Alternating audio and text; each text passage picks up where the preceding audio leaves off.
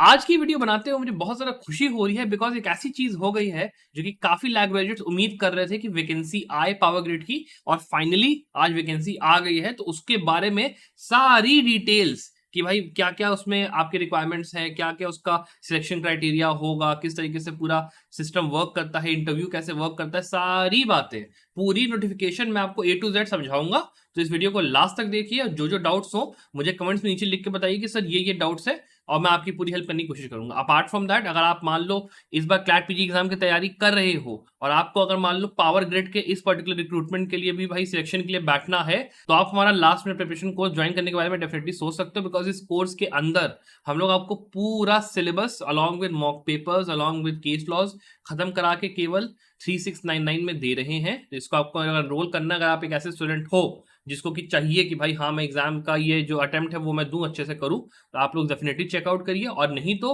अगर आप एक ऐसे स्टूडेंट हो जिसकी फाउंडेशनल अपना पढ़ाई वगैरह खत्म हो गई, आपको केवल केस लॉज़ और मॉक पेपर्स चाहिए, तो आप हमारा जो कोर्स है केवल 2699 का मॉक पेपर प्लस ये आपका केस लॉ समरीज वाला, आप उसमें भी एनरोल कर सकते हो। ये काफ़ी अच्छा कोर्स आपके लिए रहेगा अगर आपको केवल जो एसेंशियल चीज़ें हैं वो चाहिए। अपार्ट फ्रॉम दैट ऑल्सो जो स्टूडेंट्स यहाँ पर हमारे कोर्सेज में एनरोल्ड हैं, उनके लिए हम लोग एक सेमिनार भी कंडक्ट करेंगे, जहाँ पे हम लोग जो हमारे पास्ट में स्टूडेंट्स रहे हैं जिनका कि पावर ग्रिड में या बाकी पीएसयूज में सिलेक्शन हुआ है, उनसे हम लोग आपकी डायरेक्ट इंटरेक्शन कराएंगे, उनसे आप सवाल पूछ सकते हो कि कैसे तैयारी करनी है, क्या-क्या चीज़ें, वो भी अपने इनसाइट्स पूरा-पूरा जो अपना इनका वो होता है एक्सपीरियंस, वो आपके साथ शेयर करेंगे। तो अगर आपको उस चीज़ को भी कहीं न कहीं अपना फ़ायदा लेना है, तो आप संभव लॉ में आइए, हमारे साथ कोर्सेज में एनरोल करिए। और उसके अपार्ट में भी जब आप एक बार मान लो 20 में आ जाते हो, आपको एक बार कॉल आ जाती है पावर ग्रिड की तरफ से, तब आप अगर आप हमारे साथ हो, हम लोग आपकी पूरी हेल्प करते हैं कि चाहे आपको इंटरव्यू का प्रिपरेशन कैसे करनी है, बाकी चीज़ों में क्या हेल्प चाहिए, we try our level best कि हम आपकी हेल्प कर पाएँ। तो अगर आप चाहते हो उस तरीके की मतलब बेनिफिट उस तरीके का वो चाहते हो, तो डेफिनिटली आप चाहते मतलब अपना एनरोल आप कर सकते हो। अब चलिए बिना देर किए इस वैकेंसी को थोड़ा-सा ध्यान से देख लेते हैं, ठीक है? तो ये देखिए वैकेंसी आपकी ये आपका 11/10 को आई है, मतलब ये अभी 2 दिन पहले अभी आपकी आई है। इसके अंदर अगर आप देखोगे तो टोटल हमारी सीट्स हैं 10, जिसमें कि अनरिजर्व सीट है 5 है, ईडब्ल्यूएस के लिए 1 सीट है, OBC NCL non creamy layer के लिए 2 सीटें हैं, एससी 1 सीट है, एसटी 1 सीट है और आपका जो पीडब्ल्यूडी वाला होता है वो आपका 1 सीट यहाँ पे दी गई। टोटल 10 सीटें यहाँ पे अपनी हो गई। इसमें भी ये वर्टिकल में अपना आएगा, ठीक है? अब इसके अंदर खेल क्या है कि आपको ये समझने की ज़रूरत है कि किस लेवल पे आपकी हायरिंग हो रही है, पे क्या रहने वाली है, वो सब थोड़ा-सा अगर हम लोग डिस्कस कर लेते हैं यहाँ पे। तो देखिए, आप बेसिकली समझ लो कि आप जब शुरुआत करोगे यहाँ पे, तो आपको 40,000 रुपीज़ का बेस पेमेंट मिलेगा। इसके अलावा भी आप जब शुरू कर रहे हो तो जो ऑफिसर ट्रेनिंग लॉ होता है, ओटी लॉ, आप उसके लिए 1 साल की इनिशियल ट्रेनिंग पे जाओगे और उसके बाद आपको ऑफिसर जो होता है ई2 के, ये आपको ई2 के ऊपर पोस्टिंग यहाँ पे मिल रही है। इस चीज़ को आप देख लो। और उसके बाद यहाँ पे जो रिक्वायरमेंट है वो ये है कि आपका 60% जो है मार्क्स अपना सीजीपीए या फिर जो भी इक्विवेलेंट फॉर्म है यूनिवर्सिटी में आपके कॉलेज में होना चाहिए। और ये जो आपके मार्क्स है, ये आपके एलएलबी में होने चाहिए। बाकी जो ग्रेजुएशन वगैरह हुआ वो सबसे कोई मतलब नहीं है, ठीक है? आपका एलएलबी जो है 3 ईयर वाला और जो आपका 5 ईयर वाला है उसमें जो है उससे मतलब है। अपर लिमिट इन्होंने जो दी है वो है 28 साल की, ठीक है? कि अगर आप 29/11/1996 या उसके आफ्टर पैदा हुए हो, आप इस एग्ज़ाम मतलब ये जो पर्टिकुलर वैकेंसी है इसके अंदर आप इंटरव्यू के अंदर डायरेक्टली जब भी होगा आपको कॉल वहाँ पे आ जाएगी। और आपका बिफोर है 29/11/2005, तो बहुत ही वो हो गया, बस ये आपका समझ लो वो है, फंडा है, ठीक है? उसके बाद यहाँ पे जैसे मैंने कहा 40,000 का वो है। इसके बाद जब आपका डिजिग्नेशन हो जाएगा, आपकी जब 1 साल बाद प्लेसमेंट हो जाएगी, उसमें आपको ई2 के ऊपर वो मिलेगा और आपका जो पे होगा वो आपका ई2 स्केल के ऊपर 50,000 से लेके 1,60,000 तक जाएगा पर मतलब अपने महीने का, ठीक है? अब इसके अंदर आपको बॉन्ड और सब चीज़ें हैं, एप्लीकेशन फीस यहाँ पे बता दिया गया है कि नॉन एक रिफंडेबल ₹500 की फीस यहाँ पे दी जाएगी और इसकी जो डेट्स हैं आपकी वो मैं आगे डिस्कस कर दूँगा, नीचे दिया हुआ है। उसके अलावा आप सर्विस बॉन्ड वगैरह रहेंगे, वो सबसे मतलब नहीं है। उसके बाद यहाँ पे एज रिलैक्सेशन की बात करेगी, तो अगर आप कैटेगरी एडवांटेज आपको है, तो ओबीसी के अंदर आपको 3 साल की यहाँ पे रिलैक्सेशन है, एससी एसटी में 5 साल की है, पीडब्ल्यूडी में आपको है 10 साल की। और उसके बाद अगर आप मान लो एक्स सर्विसमैन या राइट्स वाले उसमें आते हो, तो एज पर जो गवर्नमेंट इंडिया ने डायरेक्टिव्स दिए होंगे उसके हिसाब से ये होगा। और यहाँ पे क्लैट 2024 का स्कोर लिया जा रहा है, इस बात का ध्यान रखिएगा। 2023 में अगर आपने पेपर दिया है तो अनफॉर्चुनेटली जो एग्जाम आपने दिया था उसका स्कोर यहाँ पे नहीं यूटिलाइजेशन में आएगा, ध्यान रखिएगा, ठीक है? उसके बाद यहाँ पे ये पूरा दिया हुआ है कि जो आपके सारे कैटेगरीज के लोग हैं उनको कौन कौन से सर्टिफिकेट्स अपने देने हैं। तो अगर आप ईडब्ल्यूएस के, तो जो आपका लेटेस्ट सर्टिफिकेट है ईडब्ल्यूएस का इशूड बाय कॉम्पिटेंट अथॉरिटी, वो आपको देना है। ओबीसी एनसीएल में हो अगर आप, तो गवर्नमेंट ऑफ इंडिया के द्वारा प्रिस्क्राइब जो आपका होता है यहाँ पर अपना फॉर्म, जो सर्टिफिकेट यहाँ पे निकलता है उसके फॉर्मेट में, वो आपको देना है। एसटी एसटी के केस में जो कॉम्पिटेंट अथॉरिटी का कास्ट सर्टिफिकेट है वो देना है। और पीडब्ल्यूबीडी के केस में आपको वही है, मेडिकल बोर्ड के द्वारा जो सर्टिफिकेट यहाँ पे इशू करा जाएगा वो देना है। एक्स सर्विसमैन और विक्टिम ऑफ राइट्स वाला वो अपना है, ठीक है। इसके बाद यहाँ पे सिलेक्शन प्रोसेस की बात कर ली, ये थोड़ा सा इंपॉर्टेंट पार्ट है और इसको लेके एक सेपरेट वीडियो मैंने बहुत ही डिटेल में जहाँ पे बात करी थी कि चाहे पावर ग्रिड हो, चाहे जितनी भी आपकी पीएसयूज हो, वहाँ पे किस तरीके से तैयारी करनी है, किस तरीके से जो प्रोसेस है सिलेक्शन का, और कैसे क्वेश्चंस पूछे जाते हैं, कैसा पूरा एनवायरनमेंट होता है, आपको किस तरीके से तैयारी करनी चाहिए, वो सारी बातें मैंने उस वीडियो में करी है। उसको जाके जरूर देखिएगा इस वीडियो के बाद। मैं आपको लेकिन यहाँ पे ब्रीफ जो ओवरव्यू होता है वो मैं दे दूंगा। देखो यहाँ पे जो सिलेक्शन प्रोसेस है आपका, उसके अंदर जो भी एलिजिबल कैंडिडेट्स होंगे उनका डॉक्यूमेंट वेरिफिकेशन होगा, बिहेवियरल असेसमेंट होगा, ग्रुप डिस्कशन होगा, पर्सनल इंटरव्यू होगा और फिर प्री इंप्लॉयमेंट मेडिकल टेस्ट होगा। लेकिन हमारे जो मतलब की चीज है वो है केवल कि आपका भैया पर्सनल इंटरव्यू होना है और आपके जो क्लैट के स्कोर है वो आपके क्या है। यहाँ पर सबसे पहले तो यहाँ पे उन्होंने दिया कि मिनिमम क्वालिफाइंग मार्क्स क्या है भाई, मतलब जो मिनिमम रैंक रिक्वायर्ड है। या तो क्लैट कंसोर्शियम ही इनको बता देगा कि भाई इतना मिनिमम रिक्वायर्ड है, लेकिन अगर नहीं बताएगा तो 40% यहाँ पर उसके लिए होगा अनरिजर्व के लिए, और अपना रिजर्व कैटेगरी के लिए 30% होगा क्लैट के स्कोर्स का, उससे ज़्यादा वो मतलब नहीं है। उसके बाद यहाँ पर जो क्वालिफाइड कैंडिडेट्स होंगे उनको शॉर्टलिस्ट करा जाएगा बेस्ड अपॉन द जो जीडी है और जो पर्सनल इंटरव्यू है, जो आपके एक्चुअल मार्क्स थे, ठीक है, उसके बेसिस पे। कि मतलब देखिए जनरली होता क्या है कि अगर मैं मान लेता हूँ 5 यहाँ पर वैकेंसीज हैं अनरिजर्व कैटेगरी में, जनरल कैटेगरी है मान लो, तो वो लोग इसके 5 टाइम्स तक या 4 टाइम्स तक बुलाएंगे। तो मतलब हो सकता है जो आपके टॉप 20 या टॉप 25 कैंडिडेट्स हैं जो कि क्लैट में स्कोर करेंगे रैंक, टॉप 20 से लेकर टॉप 25 केवल वहीं तक बुलाया जाएगा। तो इस बात का ध्यान रखिएगा कि जब आप इस बार एग्जाम दे रहे हो तो आपको अंडर 20 रैंक लानी है, तभी आप इसके लिए बेसिकली समझ लो जनरल कैटेगरी में अगर आप हो तभी आप इसके लिए एलिजिबल रहोगे, उसके पहले आपकी एलिजिबिलिटी नहीं बनेगी, ध्यान रखिएगा। So you need to score a rank under 20, और अगर अंडर 20 आपको स्कोर करना तो एक बात मान के चलो यार कि कम से कम 85 प्लस आपको चाहिए ही चाहिए, बिना किसी उसके, इवन इससे ज्यादा भी चाहिए हो सकता है डिपेंडिंग अपॉन कि भैया इस बार फिर से कट ऑफ ऊपर भाग गया, लेकिन 85 प्लस तो किसी भी हालत में लेकर आओ। एक सेफ स्कोर के लिए 85 प्लस चाहिए ही चाहिए, उससे कम में काम नहीं चलेगा, ये समझ के चलो, ठीक है। इसके बाद जीडी के कोई क्वालिफाइंग मार्क्स है नहीं, वो सब चीजों को छोड़ो। फिर आपका यहाँ पे क्या होता है कि यहाँ पे जो जीडी और पर्सनल डिस्कशन है वो आपका होगा। इसके अंदर क्या है कि आपका जो पूरा वेटेज है कैलकुलेशन के, वो अपना समझ लो।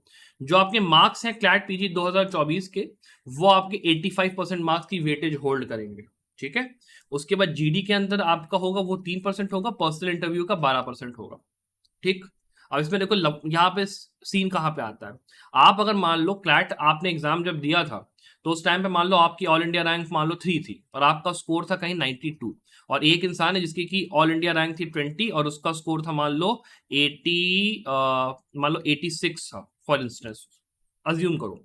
तो क्या होगा कि 92 प्लस ये 92 का आप समझ लो 85% वेटेज है, यहाँ पे भी इसकी 85% वेटेज है, प्लस जो भी जीडी का स्कोर होगा, ठीक है, और उसके बाद प्लस जो भी इंटरव्यू का स्कोर होगा, उसके हिसाब से एक पूरा कंसोलिडेटेड फाइनल एक रैंकिंग लिस्ट बनेगी, जिसके बेसिस पे फिर आपका सिलेक्शन होगा। तो अगर आप सिलेक्ट हो जाओगे तो आपको उसी वक्त अपॉइंटमेंट लेटर यहाँ पे दे दिया जाएगा, एम्पैनलमेंट जो होता है कैंडिडेट्स का वो अपना हो जाएगा, आपको सेपरेटली उसको सब चीजें होंगी, आपको फिर उसके हिसाब से प्री अपॉइंटमेंट लेटर बाकी सब चीजें अपनी मिल जाएंगी। और जो कैंडिडेट सिलेक्ट नहीं होंगे उनको वेटिंग लिस्ट में डाल दिया जाएगा, ठीक है। और उसके बाद अगर मान लो बीच में ऐसा होता है कि कोई ऐसा कैंडिडेट है जिसका मान लो जुडिशरी में सिलेक्शन हो गया, वो कहीं चला गया या किसी और रीजन की वजह से उसने नहीं वहां पे ज्वाइनिंग लिया, तो जो वेटिंग लिस्ट वाले बंदे होते हैं ना, उनको वहां पे कॉल करना फिर शुरू किया जाता है एक एक करके, मतलब एक एक करके उनको बुलाया जाता है, बिकॉज ये चीज पहले भी हो चुकी है वो एनजीसी के केस में। तो मैं आपको बता रहा हूँ कैसा होता है, ये प्रोसेस जनरल है आपका, वो आप समझ सकते हो। तो यहाँ पर एक बात बहुत ही जरूरी है कि higher your score in CLAT PG the more the chances कि आपका सिलेक्शन होना यहाँ पे निश्चित है, इस बात का ध्यान रखिएगा, ठीक है। पावर ग्रिड के केस में खास करके, बिकॉज पावर ग्रिड में एक बात का ध्यान रखिएगा कि काफी हद तक जो पैनल होता है वो एक अच्छा खासा पैनल होता है of people who are from समझ लो डाइवर्स बैकग्राउंड्स, मतलब समझ लो यार कि आपको मिलिट्री के बंदे भी मिलेंगे, आपको एडमिनिस्ट्रेटिव इंडियन एडमिनिस्ट्रेटिव सर्विसेज के भी बंदे मिलेंगे और पावर ग्रिड के भी जो सीनियर ऑफिशियल्स होंगे, आपके जजेस होंगे जो एक्स रिटायर्ड होते हैं, वो भी वहां पे पैनल में बैठे हो सकते हैं। तो आप ये समझ के चलना कि जो बोर्ड होगा जो कि आपका इंटरव्यू लेगा वो आपको एकदम ग्रिल करके छोड़ेगा आपकी पूरी पास्ट लाइफ से लेकर प्रेजेंट लाइफ, बिकॉज वहां पे आपसे पूरा document verification of statement of purpose पूरा भरवाया जाता है। तो उसमें आपसे एक एक चीज पूछी जाती है कि आपका पास्ट कैसा था, किस तरीके से आपने वो करा, सब चीजें। तो उसमें जो मेन पॉइंट होता है वो ये होता है कि आप अपने आप को वही बताओ जो आप हो, उनको बेवकूफ बनाने की कोशिश मत करना, because they are too smart कि आप उनको बेवकूफ बना पाओ। आप जो आपका मेन फोकस होगा वो इस चीज पे होगा कि आपका एक्सपीरियंस क्या है। अगर पावर ग्रिड की हम लोग बात करें तो पावर ग्रिड जिन भी एरियाज ऑफ लॉ में काम करती है, अगर आपके पास उस एरिया ऑफ लॉ का एक्सपीरियंस है, या फिर आपने मान लो किसी गवर्नमेंट की मिनिस्ट्री में इंटर्नशिप करके रखी है, किसी जज के अंदर इंटर्नशिप करके रखी है, किसी ऐसे लॉ फॉर्म में काम करा है, या फिर किसी ऐसे लिटिगेशन में काम करा है जहां पे पावर ग्रिड से रेलिवेंट चीजें थी, जो पर्टिकुलर एरिया की वो प्रैक्टिस करती वहां की थी, आपका जो चांस है वो सिग्निफिकेंटली इंक्रीज कर जाता है सिलेक्ट होने का, कंपेयर टू दैट कैंडिडेट जिसके पास कोई एक्सपीरियंस नहीं है। ये बात ध्यान रख लेना। prior experience is very important for getting selected in these type of interviews, because वहां पे वो लोग चाहते हैं कि हमें एक ऐसा कैंडिडेट मिले जिसको कि हमको कम से कम ट्रेनिंग देने की जरूरत पड़े और जो कि चीजों को आसानी से समझे। इस बात का ध्यान रखिएगा। और जो टॉप 20 कैंडिडेट्स वहां पे गए हैं, they are best of the best. उनका एकेडमिक लेवल पे दिमाग बहुत तेज है, सभी लोग बराबर है, एक आध नवाक से ऊपर नीचे होगा, दैट इज डिफरेंट स्टोरी। फिर बाकी चीजें जो होती है पर्सनल इंटरव्यू के थ्रू, बाकी चीजों के थ्रू अपना वो हो जाती हैं, और ये चीज समझने वाली है।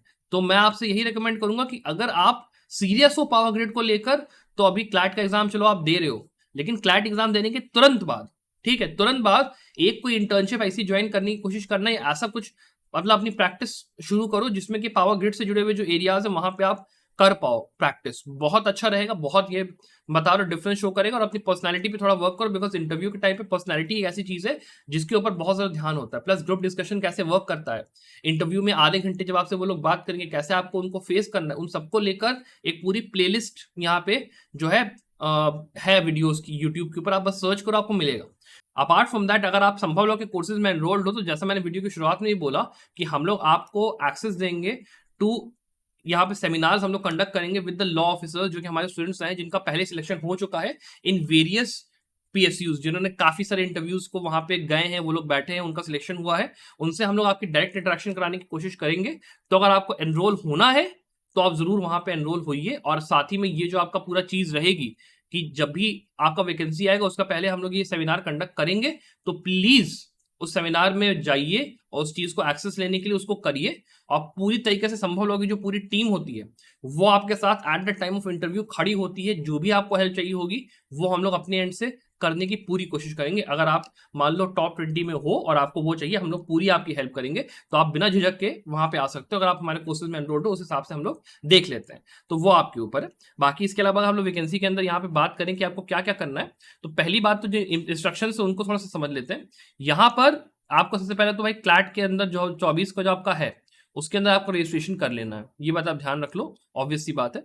उसके बाद जो ऑनलाइन रजिस्ट्रेशन है वो अपना 3 नवंबर को क्लोज होगी, ये इन्होंने बता दिया। फिर यहाँ पे जो एप्लीकेशन विंडो है पावर ग्रिड की, वो आपकी ओपन होगी फ्रॉम 9 नवंबर से लेके 29 नवंबर 2023 तक, ठीक है। ये डेट एकदम नोट कर लीजिए, 9 से लेके 29 सितंबर 2023 तक ये वैकेंसी खुली रहेगी। तो उसके हिसाब से अपना जो भी आपके चीजें हैं डिटेल्स है उसको डाल के वहां पे कर जरूर दीजिएगा। That is very very very interested, बहुत ही इंपॉर्टेंट है, बहुत ही वो है। और इसके अलावा देखो ये भी दिया हुआ है कि क्लैट 2023 के वो सबके रिजल्ट वैलिड नहीं होंगे, केवल 2024 के स्कोर वैलिड होंगे, इस बात का ध्यान रखिएगा। अपार्ट फ्रॉम दैट इसमें ऐसे मतलब खास कोई चीजें है नहीं, मतलब आपको यहाँ पे लिस्ट ऑफ डॉक्यूमेंट जो है वो बता दिया कि वो मैं आपको पढ़ देता हूँ कि जो पासपोर्ट साइज फोटो है आपकी वो होनी चाहिए, सिग्नेचर होना चाहिए, बट डेट ऑफ बर्थ का प्रूफ होना चाहिए कि बर्थ सर्टिफिकेट या मैट्रिक का अपना वो है। उसके बाद क्वालिफिकेशन डिग्री जो आपकी होती है, मार्कशीट सारे सेमेस्टर्स की सब कुछ चीज़ें वो होनी चाहिए। फिर आप अगर मान लो वर्क आपने उसमें है किसी पीएसयू में, आप उसमें कर रहे हो कि पहले से आप एम्प्लॉयड हो कहीं पर, तो वहां से आपको एक एनओसी अपना चाहिए होगा, ठीक है। उसके बाद आपको एक कास्ट सर्टिफिकेट जो होता है वो अपना जो आपका रहता है वो, फिर पीडब्ल्यूडी सर्टिफिकेट है वो चाहिए होगा। फिर बाकी चीज़ें ये सब सर्टिफिकेट्स का उन्होंने बेसिकली बताया है। और डोमिसाइल वगैरह का जो रिलैक्सेशन अगर मान लो आपका है उस तरीके का राइट वाला, उस सब चीज़ों का उस सबका कोई वो नहीं है। और उसके बाद कैंडिडेट्स को जो है यहाँ पे हार्ड कॉपीज भेजने की जरूरत नहीं पावर ग्रिड को, ये उन्होंने लास्ट चीज़ बोली है। फिर उन्होंने जनरल इन्फॉर्मेशन थोड़ी दी है कि जो नेशनल वगैरह बाकी चीज़ें वो सबका कुछ मतलब इसमें कुछ खास वो नहीं है, ठीक है आपका।